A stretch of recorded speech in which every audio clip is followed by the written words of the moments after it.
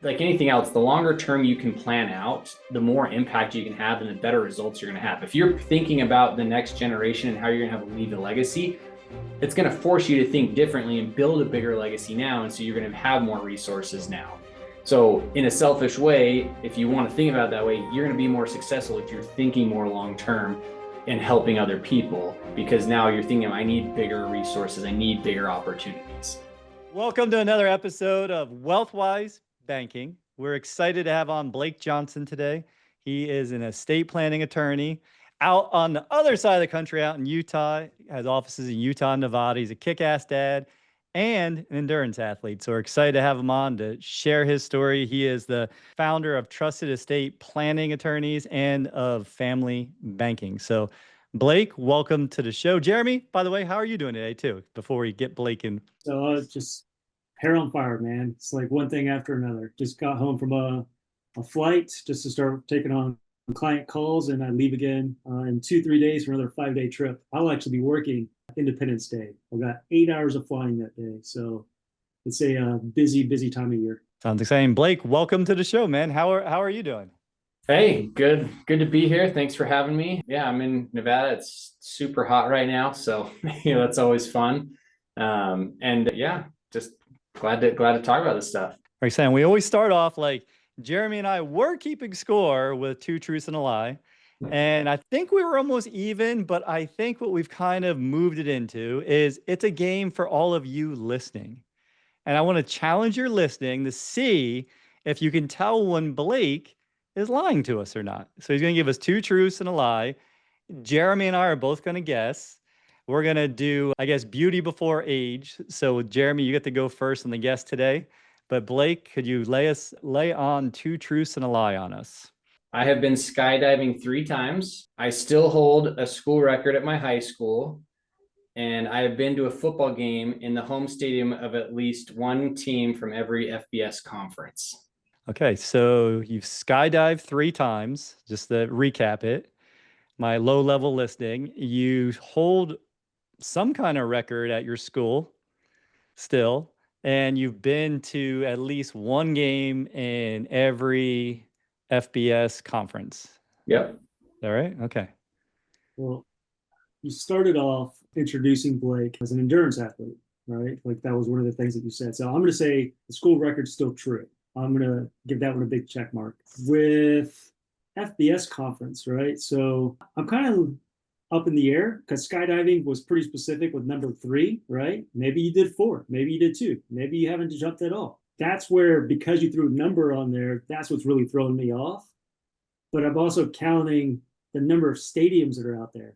And I would think that if you're keeping track of the number of stadiums, what you're probably at is you're probably missing 1 or 2 stadiums. So I'm going to say that the football stadium is the lie, and the skydiving's true, the school record is true. I liked how you listened, and I'm thrown off a little bit by Blake. I'm not even gonna lie. Like he looked down to read stuff. I'm thinking, wait a minute, why is he reading his truth and a lie? He doesn't know. So I didn't want to miss anything. I wrote those out this morning, so that way it was very clear, and I didn't give stuff away, by the way. I just thought of it. and by the way, I could tell you from knowing Blake fairly well, from going in the ocean with him in the Pacific and doing some body surfing, that he doesn't really care for lying much. He's not gonna lie to us. He doesn't want to lie to us. So maybe that was hard for him to do. I say number 2 is definitely true because I know you're a stud athlete. Jeremy, I'm going to go with the skydiving is the lie because of 3. I think he's probably done it more than 3 times, and he's went to all the stadiums. But I could be wrong. Blake, what is the truth and a lie? So I have been skydiving 3 times. I went in Hawaii, Utah, and Arizona. Nice. And the school record I hold is the 100-yard breaststroke for swimming. I had a cousin whose kid was in the school and took a picture and sent it to me this summer and said, "Hey, you still on the board?" So that was cool. But I've not been to I've been to a game with every FBS school, at least from one from each conference, but I've not been to a home game in those conferences. Oh, I missed that detail. Very well done, Jeremy. I think you just pulled in the lead. What's your school? What's the team you follow? So I went to BYU for undergrad, LSU for law school. So those are my 2 teams.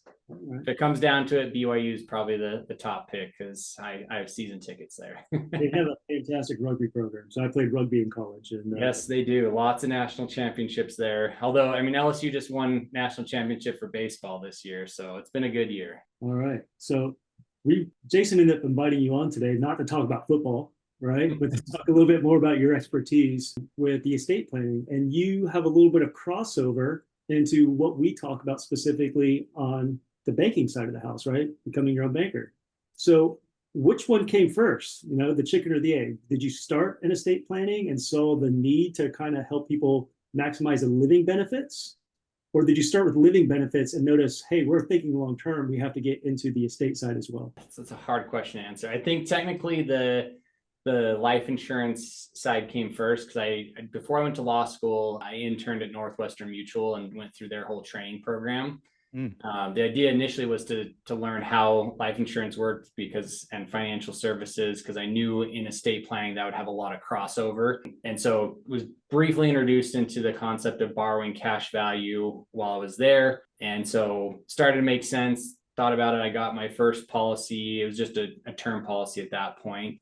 But, okay, that got my foot in the door, went to law school, came out, started practicing, and ran into a couple people in Vegas that did the same thing. And so they reached out to me, met with them, went through it. Didn't initially take. I was a little hesitant with it, like, I don't know. And so luckily Cameron, stuck with me for a bit and got me to come around. And then I saw the vision with it, and it's been great. So I've been doing it for probably since 2018. Purchased two trucks with the policies. Also borrowed to help start a second office in Utah. So it's been a really great process for me. That's incredible. The one thing I just heard though is, and I think it's going to be familiar to a lot of people listening, a lot of our listeners, is that initial hesitation. Could you go a little deeper? I mean, like how, because Jeremy and I are from different mindsets completely. Like for me, I read the book and said, if this was true, every American would do it. And then I just kept looking into it, and Jeremy had to do all the numbers. So like when you first had that feeling, can you tell us more about that? Part of it was being so poor, even though, yes, I was a lawyer, but I was working for my dad who, graciously paid me $5,000 more than what he made out of law school 25 years earlier with no benefits. So, there was that aspect of it, is like, I don't even know if I can put anything into this. And then the thing is just, run the numbers. What is this really going to work the way I think it's going to work? Does it make sense to do it this way? Should I just do the traditional method and kind of go down that route? I work with a lot of different financial advisors and they all have their different areas they focus on. And so I was taking bits and pieces from kind of a bunch of different people, and then finally came back to where, for this thing that I want to do, this makes sense for me. Not to say I didn't do some of those other things, but I definitely needed this to be part of my financial plan. When you say part of your financial plan, you don't mind me asking, like, what was your financial plan at that point? Were you, just kind of stocking money away in the mattress, or were you playing in the market? Did you have like a long-term strategy? Like, how did this fit into your overall financial plan? So my strategy at that point was survive, pay the bills. But no, as we started to finally make some more money, I became a partner. Then it was, okay, what are our priorities? A big one of that was getting rid of student debt, and then creating an emergency savings. And so I felt like the life insurance cash value was a great place to start with that, where we'd still get some return while building that reserve in case of emergencies. That's an interesting mindset, because a lot of folks who come into as this space, as you know, look at this as a payment, right? It's something that's on top rather than supplementing what they're already doing. And you just talked about building the emergency liquidity as part of your savings journey, so that way you can then branch that off into the opportunities you mentioned earlier, opening the office, buying the trucks, right? But you had to start somewhere. Can you talk a little bit more about that journey on how you started with, I've got to get out of debt. I'm going to take on this, specially engineered life insurance policy, heaven forbid, life insurance, right? And I'm going to start using that to build an emergency liquidity account. Like, what? Why? Why would a sane person do that? I've always been someone who likes to look at what super successful people are doing and what makes them different. One of my favorite quotes is, never take advice from someone who hasn't been where you want to go. And so I looked at people who had done this. I met with very wealthy clients, and a lot of them have this, they have permanent insurance as part of their estate plan. And so being able to see that perspective of, okay, there is a place for this, having a background in learning life insurance and financial services. Okay, I understand how this works. That's what gave me the comfort to go ahead. Okay, we have enough to where we can start putting this away to start saving. And, why would I not put into something that's going to have a guaranteed return with the potential for a little bit more, instead of putting it into a bank and just collecting savings and then there's no option there. Like, interest rates, paying 0.1% or less. So that was kind of my reasoning behind it, was that this makes more sense. And also I'm still protecting my family on top of that. So that's an even bigger bonus. So Jason, he left that part out, was he got to see the wizard. He got to see the Wizard of Oz by looking behind the curtain. So that was your secret powers. Like, you saw exactly what wealthy people were doing. And as you said, like, why take advice from someone who hasn't already been there? So applaud you for that. Thank you for sharing that. Yeah. And just figured, hey, if they're doing this, well, why wouldn't we? Why wouldn't we do the same exact thing that people far more wealthier? Because you said, hey, I'm just trying to survive. And then you say, hey, I want to make sure I have a little bit of a rainy day fund or whatever you want to call it. But why would I put it in the bank when I can put it in something that I control, something you can leverage, and something that's going to grow tax-free for you? Yep. Have you seen that one policy that you started initially grow and develop over time? So when people do come at it, they're like, oh, this is a cost, not necessarily a part of my wealth journey. All those features and benefits we like to talk about.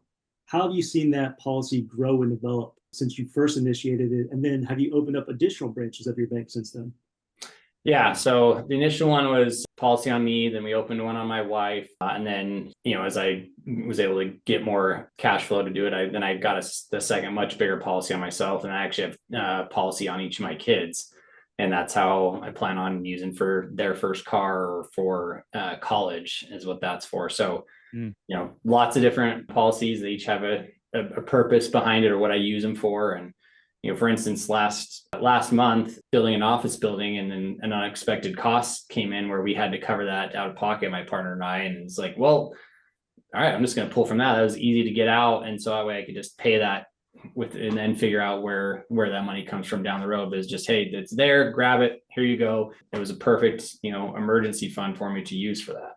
And that's awesome, because thanks for sharing that. That actually shows, like, for anybody, like, by putting into an opportunity fund, right, that's building over time, when things happen, you need access to capital.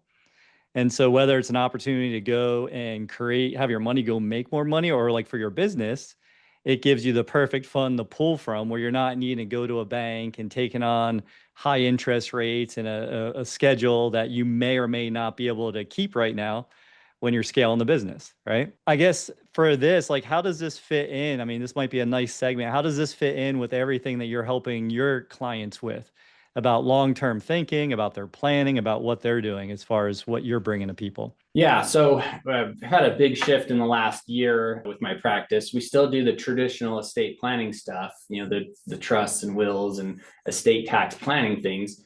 But the thing I kept hearing over and over again is from clients is, I'm worried about my kids either A, liquidating everything and destroying everything I've built, or B, I'm worried about them just sitting around doing nothing and being spoiled little turds. And how do I make sure that doesn't happen?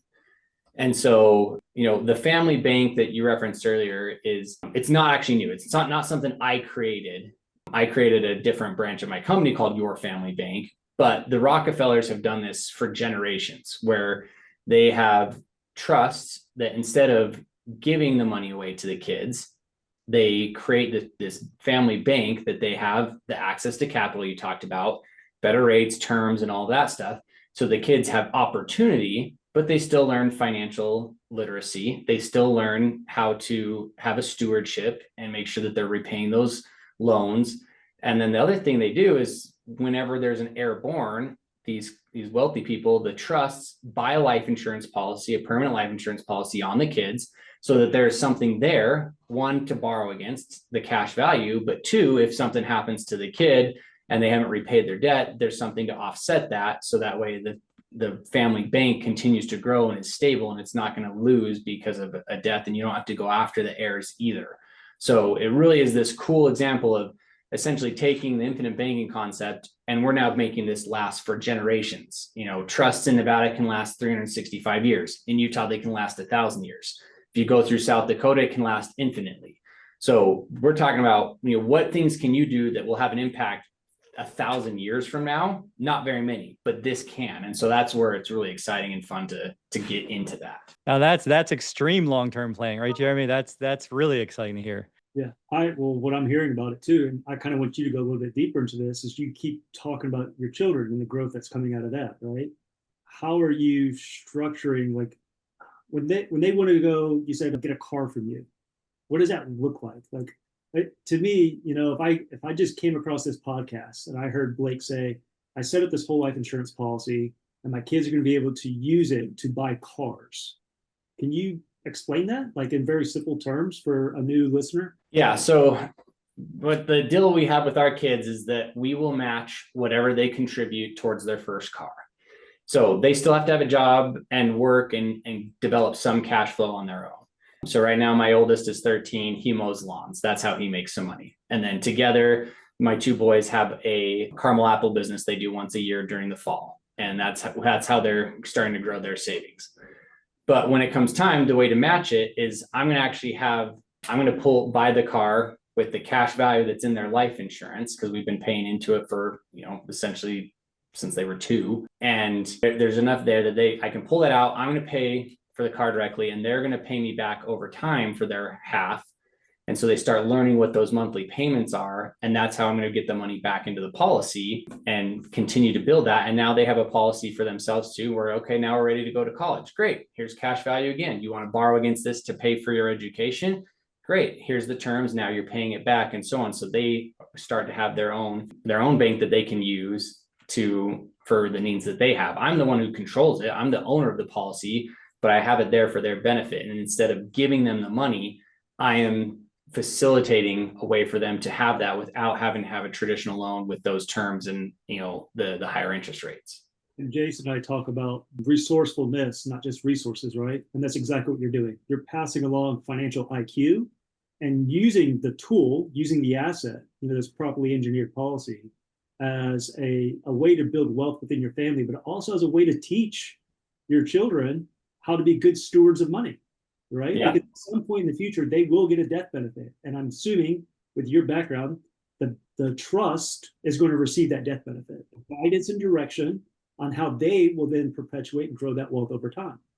So I think, I applaud you, man, for, really bringing in resourcefulness, not just resources to your family, because resources without guidance and direction can be very dangerous. We talk about lotto winners. We talk about professional athletes. Just what are you going to do when you come across all that money and you have no guidance or direction with it? Yeah, education is a big part of what I do, and with this new pivot and focus with the family bank trust, that's the question that most clients have is like, okay, yeah, I can set up this trust, and that's the easiest part. We send the money into it, it's there, but how does this operate? How do we teach? So that's where we have a trustee, a corporate trustee, who can help facilitate some of this. And we're building a consulting company to help say, all right, how do you educate a 5-year-old about finances? How do you do that versus a 16-year-old?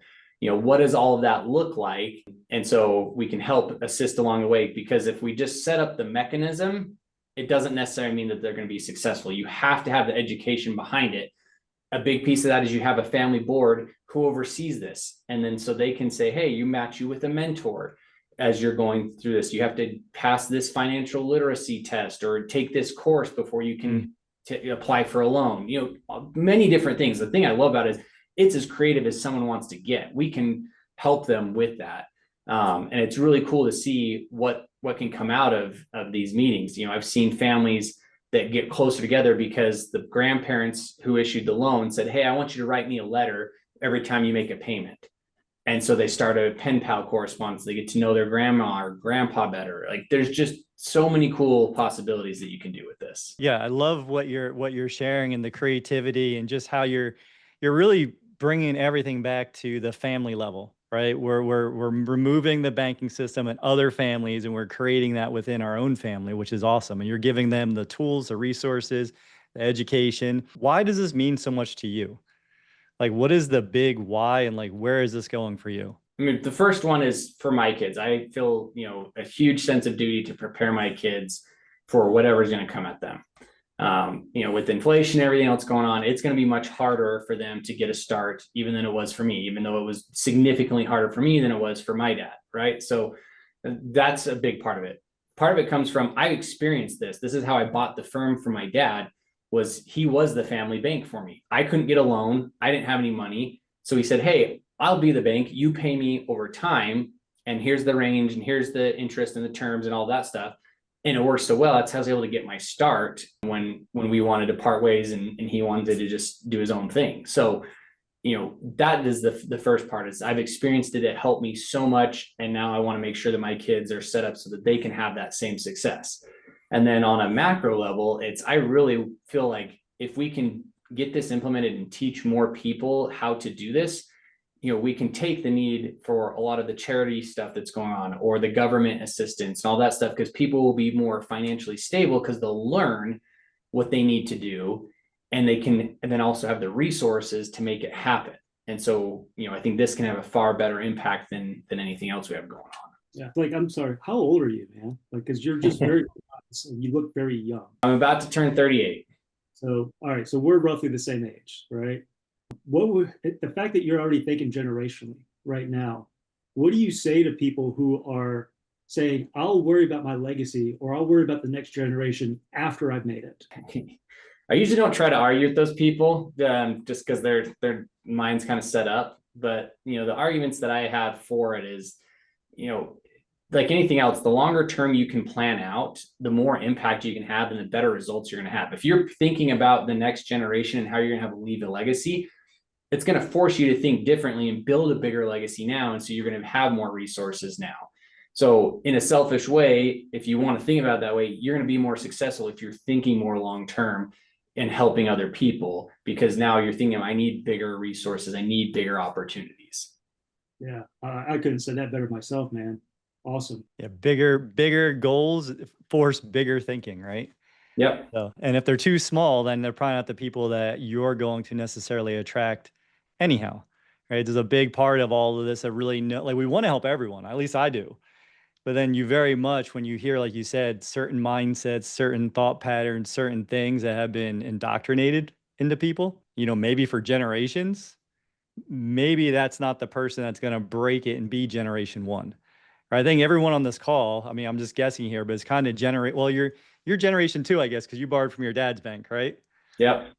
And so your boys will be generation three. Like, I'm generation one. Jeremy's generation one. So we're really looking, how do we first build it, like create something, then we want to keep it, and then we figure out how to multiply it. And like, that was a freedom to me when I heard that somewhere else, where for my boys, it's like, okay, I had all this pressure to build, keep, and multiply all within this lifetime. I still plan on doing that, but it was kind of like, okay, well, if I just get them set up, like you're talking about, the resourcefulness, with the education, I guess with that, what do you do to educate your boys? I already heard the candy apples, right, that they're selling, mowing lawns, how they already know how they're going to pay for their cars.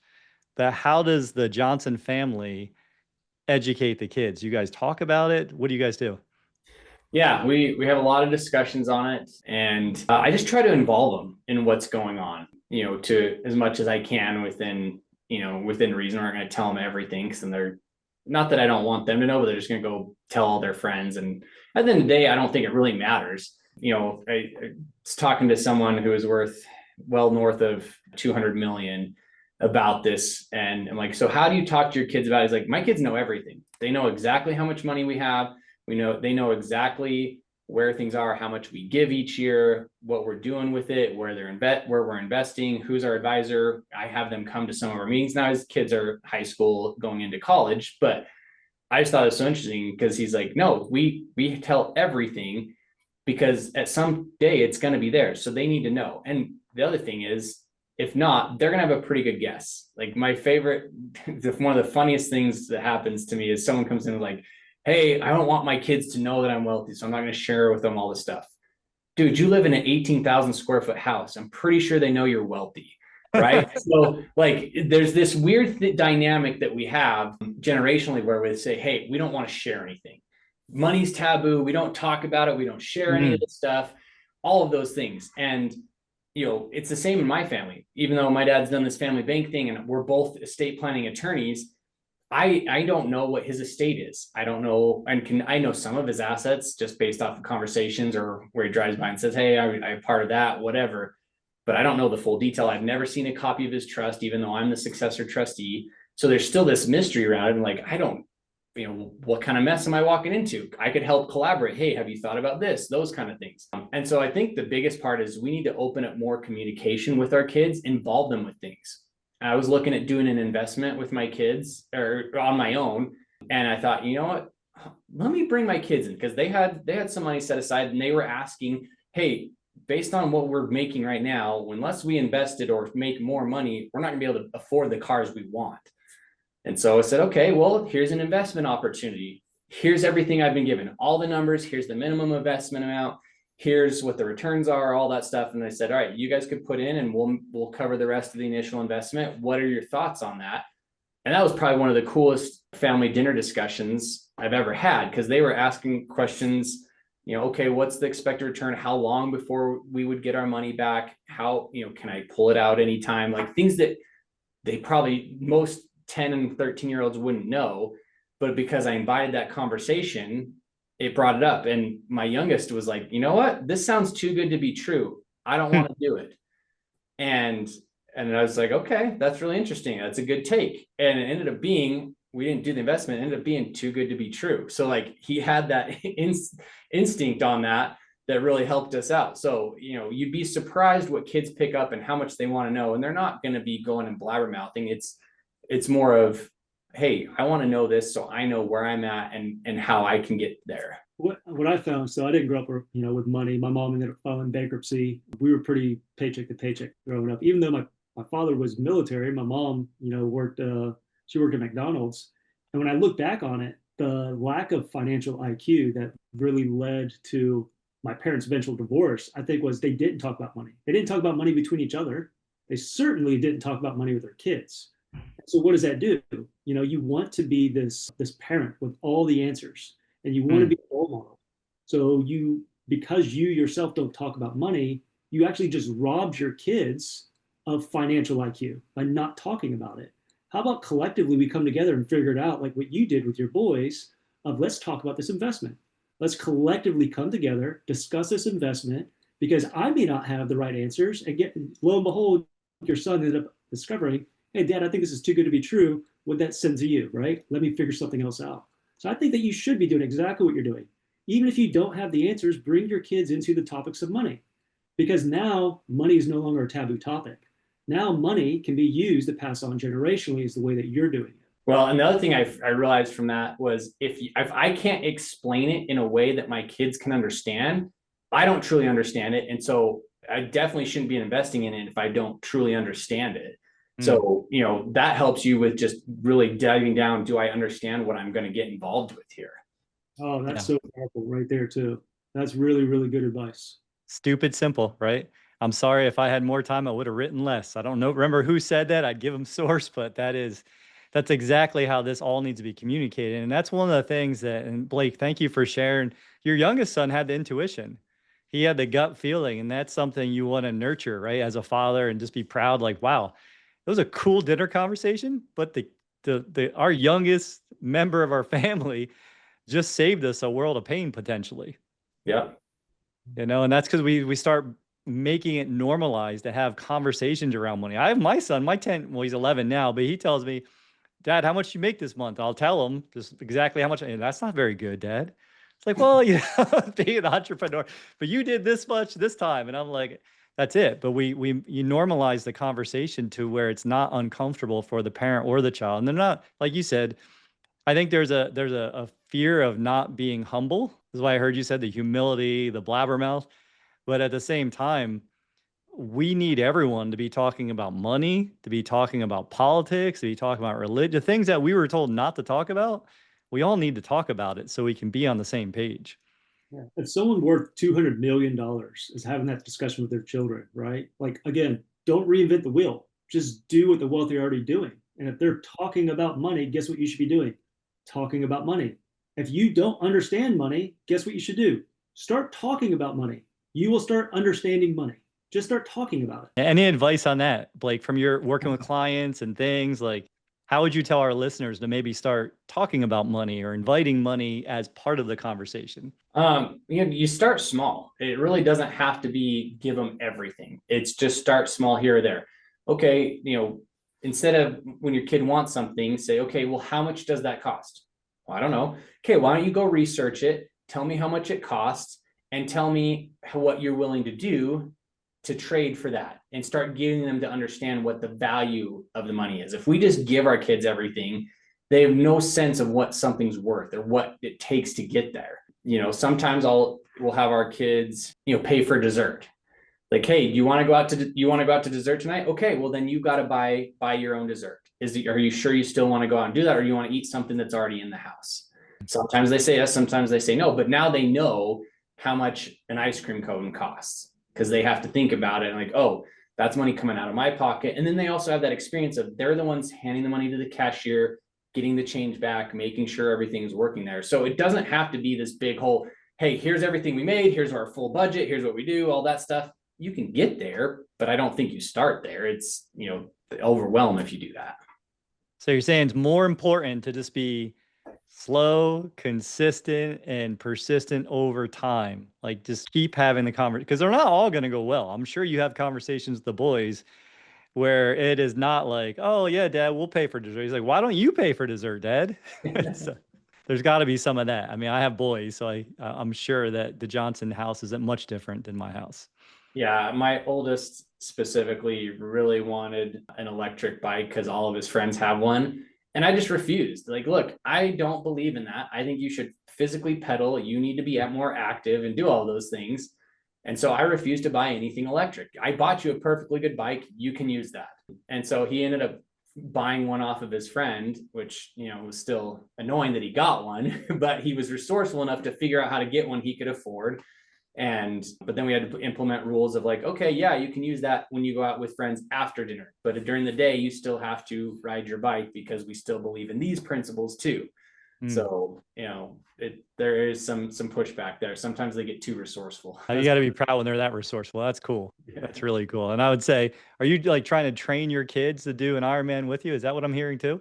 No, they are not trying to do that. I can't even get one of them to swim. So I was a swimmer in high school, almost a walk-on. It's another story. But then I was a coach for a long time, and I can't get either one of them to even jump in a pool and swim laps. So it's not going to happen. Well, you can still hope, though. We still hope. I still hope, but it's getting late. So we don't get a lot of folks, of your profession to be able to come on here and kind of share. And what I want to just as we start to wrap things up here, I want to hear a little bit about how you've structured your individual trusts, kind of similar to the Rockefellers, right? Because you have a very unique position of doing this for yourself. So how does an estate planning attorney who practices the infinite banking concept set up generational wealth? Yeah, so I have provisions in there that if my kids are under age 18, then we provide for them and all that stuff. But once they're 18, the vast majority of the wealth goes into this family bank trust. And so 80% of that is for loans. 10% of that is for grants. So if they go to school, they graduate within 4 years, they have an X GPA, then the loan is forgiven after a certain number of years. So that way they still have to get the loan, they have to pay it during their schooling, but the vast majority will be forgiven if they hit, if they're focused and they get school done. Then we have I want to say 8% is for gifts. So for things like every birth of a new child down the line, gift for their first wedding, gift for birthdays annually, things that like we would do as if we were still here. Because that's a big part of my philosophy is whatever your estate plan is, it should be as if you were still here. What would you do? And so we have those provisions in there. And then the last 2% is for charitable donations. So any income that comes from the loans, that 2% of that is set aside and the kids have to distribute how that's going to be handled. Which charities are they going to give it to, and so on. So that's the basics of my family bank trust and what that looks like. We have a board that would oversee, how the loans are issued and so on. But, that my kids are not going to get a whole lot of just straight cash, that they're going to have to work for it. Yeah, that's really cool. The way that we set up my trust was, so I don't have children, but I have assets, right? And so we started with my nieces and nephews at age 23. It was the ability, it was between 23 and 40 years old that they were able to start getting equal disbursements. But I wanted to make sure that they had already gone through college and they had more of the mature mindset. Not saying like a 23-year-old still mature, right? But a lot more mature than a 17 or 18-year-old, someone who's actually had to pay bills for a little bit. And because it was equally, distributed the way that we did it, was effectively saying, hey, you're never going to come into money, but every single year we're going to be able to help you out a little bit. So that's how we end up structuring mine. I think there's a lot more to do with it, right? But that's when I structured it. Actually, I structured that before I was in Infinite Banking. Like I did this years and years ago, which was kind of a unique concept. It was like, I don't have kids. I'm not even married yet. But for some reason, I think that I should have this in place because someday, future Jeremy, thinking long term, is going to be worth a lot of money. You know who I don't want it to get it? Like Uncle Sam. So I want to have a structure in place for my nieces and nephews to at least get something. Yeah, that's one of the things I love about what I do is we can be super creative with whatever the client wants to do. What's important to them? What would you do as if you were here? Okay, let's put that into the estate plan. That's my role, is to help take what you're doing now, what's important to you, and make it so it's something that goes on and on and on. And so that way, 200 years from now, great grandkids are reading, getting a loan. They learn about you because you set up this trust that's going on. That to me is super cool and a lot of fun to be able to be a part of. Do you actually paint that picture for them and say, hey, you imagine Grandpa Blake over the mantle, at the ski house that you have because we've created generational wealth within the family? Yeah, or we record a video and you say, hey, this is why I set this up. This is what I expect from you. And here's how this is going to work. You could do that too. So they can see that video and get to know you. Oh, that's super cool. Very cool. Well, Blake, I really appreciate you coming on today. For folks who want to learn more about the services that you provide, because you did say you do estate planning in all 50 states, right? I can do the basics in the states I'm licensed in. If there are people who are looking to do like an irrevocable trust with this specific family bank stuff, then we can do it for all over because we can do that through Nevada. Awesome. Yeah. So how do they get in touch with you? So the law firm website is trustedepa.com, as in Trusted Estate Planning Attorneys. And then we have yourfb.com is your family bank. So that's specific to that. But you can contact either one. They can get in touch with us. Connect with me on LinkedIn. I'm super active there. So we'd love to connect with you guys there. Hey, thank you very much for coming on today, Blake. Awesome having you here, brother. And Jeremy, as always, you're already in banking. You're just not the banker yet. I'll see you next time. Thanks for joining us on WealthWise Banking. If today's episode inspired you, please subscribe, leave a review, and give us a like. It's a simple way to help others discover these empowering strategies and join our community. Together, we're building a network of people who believe financial freedom is within everyone's reach. Remember, financial independence is about making every dollar work for you, one step at a time. Until next time, stay inspired, stay in control, and keep building your legacy the wise way.